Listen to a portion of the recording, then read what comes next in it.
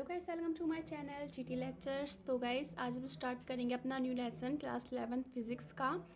तो हमने इससे पहले 4 चैप्टर जो गाइस कंप्लीट कर लिए हैं। हमने इस जो फर्स्ट सेकंड चैप्टर था और जो 6th चैप्टर था और जो 4th चैप्टर था कंप्लीट हो चुका है। आज हम स्टार्ट करेंगे चैप्टर नंबर 8 जो हमारा है, जिसका नाम है गुरुत्वाकर्षण यानी ग्रेविटेशन। ठीक है, तो हम आज इस टॉपिक को स्टार्ट करते हैं। तो गाइस वीडियो एंड तक देखना और अगर अच्छी लगती है तो गाइस प्लीज़ लाइक करके अपने फ्रेंड्स के साथ शेयर ज़रूर कर देना जो भी क्लास 11th में हो, और चैनल को सब्सक्राइब करके नोटिफिकेशन ऑल पे सेट कर देना ताकि जब भी मैं वीडियो डालूँ तो आपको टाइम पर नोटिफिकेशन मिल जाए। तो चलिए गाइस बिन देरी के आज का टॉपिक स्टार्ट करते हैं। देखिए, गुरुत्वाकर्षण, सबसे पहले बात आती है हमारी गुरुत्वाकर्षण की। तो चैप्टर का नेम ही है गुरुत्वाकर्षण, ग्रेविटेशन, जिसको हम इंग्लिश में बोलते हैं। तो गुरुत्वाकर्षण का नियम है, ठीक है। गुरुत्वाकर्षण का जो नियम है वो क्या कहता है, सबसे पहले हमें इस टॉपिक को समझना पड़ेगा और इम्पोर्टेंट है, ये पेपरों में पूछा जाता है। ये या तो इस चैप्टर से मोस्ट इम्पोर्टेंट है गाइस चैप्टर। इस चैप्टर से आपको बहुत सारे न्यूमेरिकल और जो आपको इसमें से टॉपिक होते हैं वो देखने को पेपर में मिलेंगे। तो चलिएगा इस टॉपिक को स्टार्ट करते हैं। गुरुत्वाकर्षण का नियम आखिर है क्या। तो देखिए, गुरुत्वाकर्षण में ने जब नियम दिया न्यूटन ने, तो देखिए न्यूटन ने जब नियम दिया तो क्या कहा उसने कि दो पिंडों के बीच कार्य करने वाला, देखिए दो पिंड है, मान लीजिए यहाँ पर से एक प्लस होता है, अगर एक माइनस होता है तो आपको पता है कि आकर्षण होता है, ठीक है। अगर दोनों प्लस प्लस के हैं तो क्या होता है, प्रतिकर्षण, और अगर दोनों माइनस माइनस के हैं तो भी क्या होता है, प्रतिकर्षण। बट अगर एक प्लस का और एक माइनस का है तो इनके बीच क्या होता है, आकर्षण, ठीक है, ये आपको पता होगा। तो न्यूटन ने यही नियम दिया कि गुरुत्वाकर्षण के नियम के अनुसार, ठीक है, आपको पता होगा गुरुत्वाकर्षण लगाती है, ठीक है। जब आप कोई भी वस्तु ऊपर की तरफ फेंकते हैं तो वह वस्तु कहाँ की तरफ आती है, नीचे की तरफ आती है, ठीक है। तो यानी नीचे जो है पृथ्वी उन वस्तु पर क्या करती है, गुरुत्वाकर्षण बल लगाती है, तभी वो वस्तु ऊपर से कहाँ की ओर आती है, नीचे की ओर, ठीक है।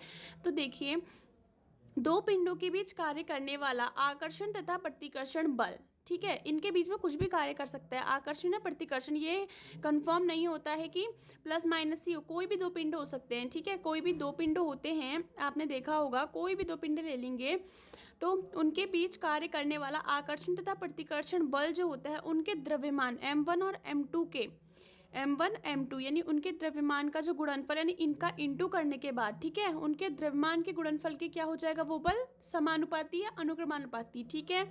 और ये बल जिस दूरी पर है, यानी एक बल यहाँ है, इससे r दूरी पर दूसरा पिंड कहाँ है, m2, तो दोनों से क्या होते हैं, दोनों के बीच की जो दूरी होती है उसके वर्ग की क्या हो जाता है, व्युत्क्रमानुपाती होता है, ठीक है। तो क्या होता है गुरुत्वाकर्षण का नियम, गुरुत्वाकर्षण के नियम के अनुसार किन्हीं दो पिंडों के बीच कार्य करने वाला आकर्षण तथा प्रतिकर्षण बल, ठीक है, द्रव्यमान, उनके द्रव्यमान के गुणनफल, द्रव्यमान यानी m1 m2 और गुणनफल मतलब क्या हो जाएगा, इंटू, ठीक है, यानी मल्टीप्लाई करा देनी है, उनके द्रव्यमान के गुणनफल के अनुक्रमानुपाती तथा उनकी बीच की दूरी के वर्ग के व्युत्क्रमानुपाती होता है। तो अब इसी जो है हमने अभी पढ़ा, तो यही इसकी जो है परिभाषा है, तो हम इसको लिख लेते हैं, ठीक है।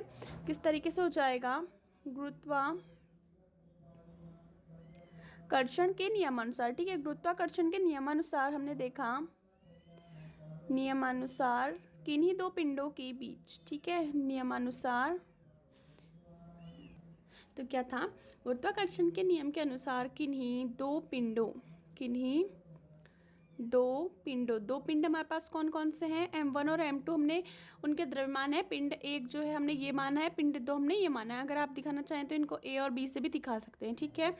किन्हीं दो पिंडों के बीच कार्य करने वाला, बीच क्या हो जाएगा, कार्य करने वाला, ठीक है, इनके बीच में या तो आकर्षण बल होगा या तो प्रतिकर्षण बल, ठीक है, कार्य करने वाला आकर्षण व प्रतिकर्षण बल, ठीक है, आकर्षण व प्रतिकर्षण बल, उनके द्रव्यमान, इनके जो है इन दो पिंडों के, ठीक है, गुरुत्वाकर्षण के नियम अनुसार किन्हीं दो पिंडों के बीच कार्य करने वाला आकर्षण व प्रतिकर्षण बल, उनके द्रव्यमान क्या हो जाएंगे, उनके द्रव्यमान m1 व m2 के, उनके द्रव्यमान क्या हो जाएंगे, हमने पता है m1 व m2 हमने माने हैं, उनके द्रव्यमान के गुणनफल यानी इंटू के गुणनफल के, उनके द्रव्यमान के गुणनफल के अनुक्रमानुपाती क्या हो जाएगा, इनके अनुक्रमानुपाती, ठीक है, जिन्हें आप बोलते हैं समानुपाती, ठीक है, अनुक्रमानुपाती, या फिर आप इनको ब्रैकेट में लिख लीजिए समानुपाती, ठीक है, यानी एक दूसरे के बराबर। समानुपाती यानी जितना उसका जो है बल होगा उतना ही उनके द्रव्यमान होगा, मतलब ये समझ लीजिए बराबर है, ठीक है। जो गुणनफल है द्रव्यमान आकर्षण प्रतिकर्षण बल जो उसमें लग रहा है दो पिंडों के बीच कार्य करने वाला, उनके क्या है समानुपाती, तथा उनकी बीच की दूरी, उनके बीच की दूरी, ठीक है, उनके बीच की दूरी है, उनके बीच की दूरी के वर्ग के क्या हो जाएगा व्युत्क्रमानुपाती, वर्ग के व्युत्क्रमानुपाती होता है, व्युत्क्रमानुपाती होता है, ठीक है। तो ये हमारे पास हो जाएगा। देखिए किस तरीके से अब हम इसको सॉल्व करेंगे। अब हमने इसको करना होता है सॉल्व। डेफिनेशन तो हमने इसकी क्या है लिख ली, ठीक है। तो देखिए हमने डेफिनेशन में क्या लिखा। गुरुत्वाकर्षण के नियम के अनुसार किन दो पिंडों के बीच कार्य करने वाला आकर्षण प्रतिकर्षण बल, क्या आया बल यानी F, ठीक है।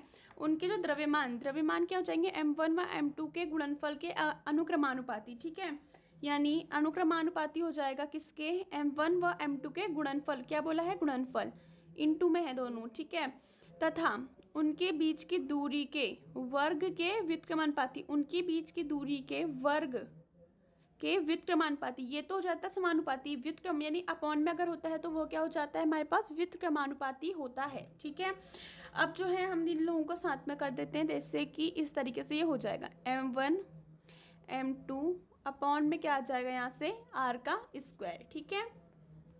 फिर देखिए क्या हो जाता है, जब समानुपाती का साइन हटता है तो एक कांस्टेंट वैल्यू आती है g, ठीक है, m1 m2 अपॉन में क्या आ जाएगा यहाँ से r का स्क्वायर, ठीक है, जहाँ पर g क्या है नियतांक, यहाँ लिख लेते हैं g इज इक्वल टू नियतांक, ठीक है, जी यहाँ पर से क्या आ जाएगा नियतांक, जिसे क्या कहते हैं गुरुत्वाकर्षण बल नियतांक, लिख देती हूँ गुरुत्वाकर्षण बल नियतांक, ठीक है, गुरुत्वाकर्षण बल नियतांक हमारे पास क्या कहलाता है जी।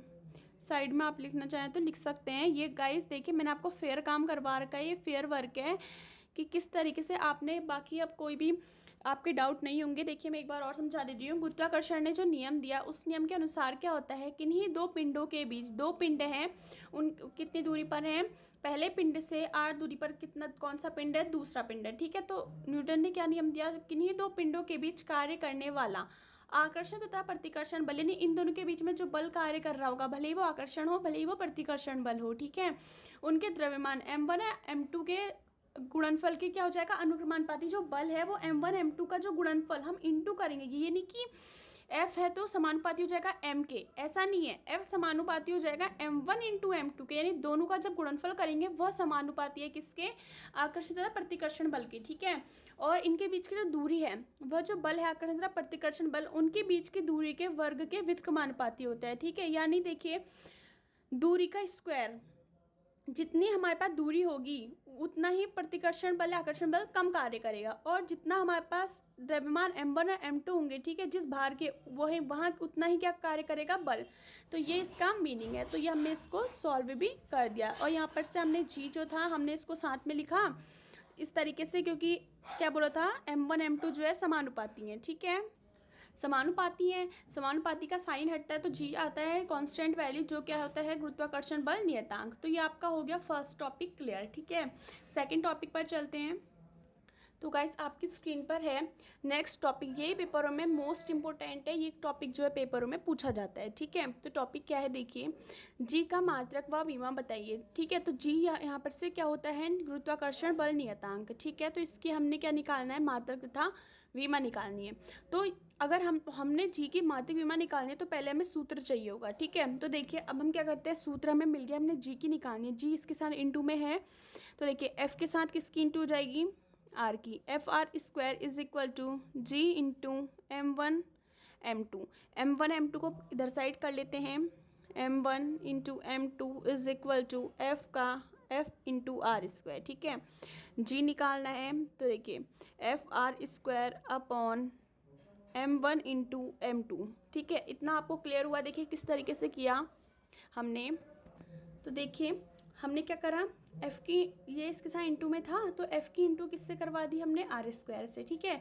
जी M1 M2 यहाँ बचा, फिर क्या करा हमने, जी M1 M2 को बाहर साइड लिख लिया और ये वाला इधर साइड चली गया, ठीक है। तो जी की वैल्यू निकालनी है तो M1 M2 यहाँ इसके साथ इंटू में है तो काय में जाएंगे, भाग में जाएंगे, ठीक है। तो इतना आपको पता चल गया होगा किस तरीके से हमने इतना सॉल्व करा है। उसके बाद देखिए हमने निकालना है इसका मात्रक। तो सबसे पहले हम हमने यहाँ पर से इसका क्या निकालना हो रखा है, मात्रक। तो यहाँ पर से हम लिख लेते हैं मात्रक किस तरीके से निकलता है। देखिए बल का मात्रक आपको पता होना चाहिए क्या हो जाता है, यहाँ पर से बल का मात्रक न्यूटन, ठीक है। और यहाँ पर से आर क्या है, दूरी, तो न्यूटन मीटर स्क्वायर, ठीक है। और जो यहाँ पर से M1 M2 है वो क्या है, यहाँ पर से द्रव्यमान, तो यानी kg, द्रव्यमान को आप किस में लिखते हैं, kg में, m के इस पद्धति में, ठीक है। तो ये हो जाएगा।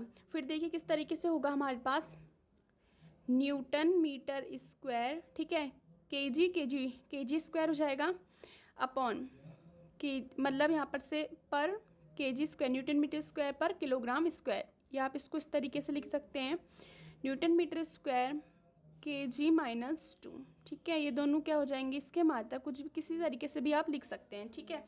ये तो हो गए इसके मात्रक। अब निकाल लेते हैं हम विमा। तो देखिए विमा किस तरीके से निकल जाती है।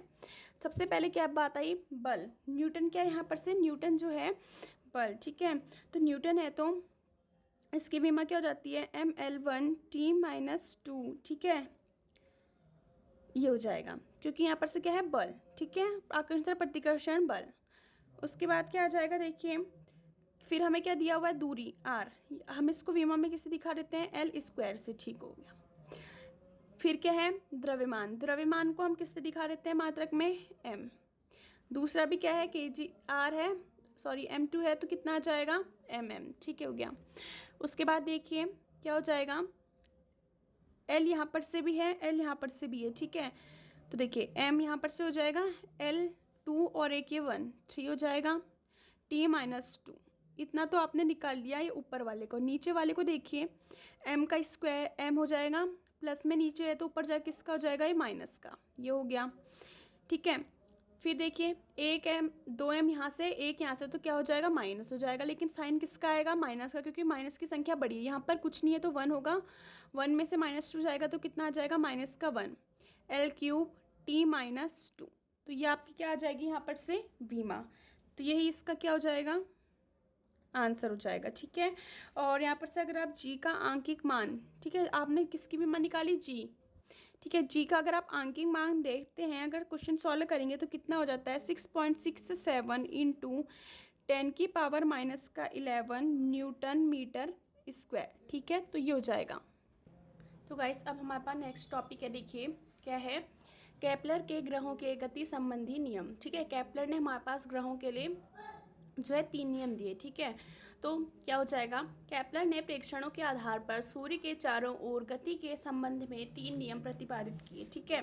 तो आज गाइस हम फर्स्ट नियम पढ़ लेंगे, इससे अगली वीडियो में हम सेकंड और थर्ड कर लेंगे। सेकंड और थर्ड भी इम्पोर्टेंट है। देखिए अगर आपका पेपरों में आता है जी की मात्रक तथा बीमा बताइए, या फिर गुरुत्वाकर्षण नियम, या फिर ये चैप्टर आपका मोस्ट इम्पोर्टेंट है। इस जो ये चैप्टर है इससे आपको पेपर में क्वेश्चन देखने को ज़रूर मिलेंगे। तो गाइस इस चैप्टर को जो है अच्छे से आपने स्टडी करना है। अगर आप मेरे चैनल के साथ इसको अच्छे से स्टडी करेंगे तो आपके जो है इस चैप्टर से फुल मार्क्स कम पूरे हैं, ठीक है। तो देखिए, तो गाइस इसमें प्रथम नियम क्या है, देखिए अब आप कहेंगे ये चित्र क्या है, ठीक है। तो एक कुछ इस तरीके से है, देखिए किसी भी तरीके से आप इसको बना सकते हैं, ठीक है। तो यहाँ पर से इस तरीके थीटा कोण बनाएगा, ठीक है। तो देखिए है क्या आखिर ये यहाँ पर से ए, ये बी, और यहाँ पर से ये सी, और यहाँ पर से ये डी, ठीक है। तो देखिए प्रथम नियम हम क्या कहा केपलर ने, कि जो प्रत्येक ग्रह है सूर्य के चारों ओर, मान लेते हैं एक ग्रह है सूर्य के चारों ओर दीर्घ वृत्ताकार कक्षा में, ठीक है, इस तरीके से बनता है गोला, और थोड़ा चपटा जिस तरीके से हमारी पृथ्वी है उस तरीके से क्या बनता है, दीर्घ वृत्त बनता है, ठीक है। तो प्रत्येक ग्रह जो होता है, यहाँ मान लेते हैं ग्रह है सूर्य के चारों ओर एक दीर्घ वृत्ताकार कक्षा में परिक्रमण करता है, जिसके एक फोकस पर, यानी एक पॉइंट होगा जो उसकी त्रिज्या कहलाएगी, ठीक है। जिस वृत्त में घूम रहा है, देखिए आपने देखा होगा अगर आप वृत्त लेते हैं या गोला लेते हैं उसमें क्या होता है, त्रिज्या, इस तरीके से, ठीक है। और पूरी जो लाइन होती है वो क्या कहलाती है, व्यास, और आधी जो होती है वो क्या कहलाती है, त्रिज्या। तो वही वह कह रहा है कि उसके एक फोकस पर, यानी एक मेन पॉइंट होगा जो उसका जहाँ पर से उसके जो है सभी अगर आप यहाँ से भी स्टार्ट करेंगे तो त्रिज्याएं सबकी बराबर आएंगी, ठीक है। कहीं से भी अगर आप कोई भी ग्रह लेते हैं, ठीक है। तो उसने क्या बोला, केपलर ने बोला प्रत्येक ग्रह सूर्य के चारों ओर एक दीर्घवृत्ताकार कक्षा में चक्कर लगाता है जिसके एक फोकस पर क्या होता है, सूर्य। यानी क्योंकि सूर्य के ही चारों ओर लगा रहा है इसलिए फोकस पर क्या हो जाएगा, सूर्य। तो यही इस केपलर का प्रथम नियम है। तो हम इसको लिख लेते हैं कि किस तरीके से ये नियम है।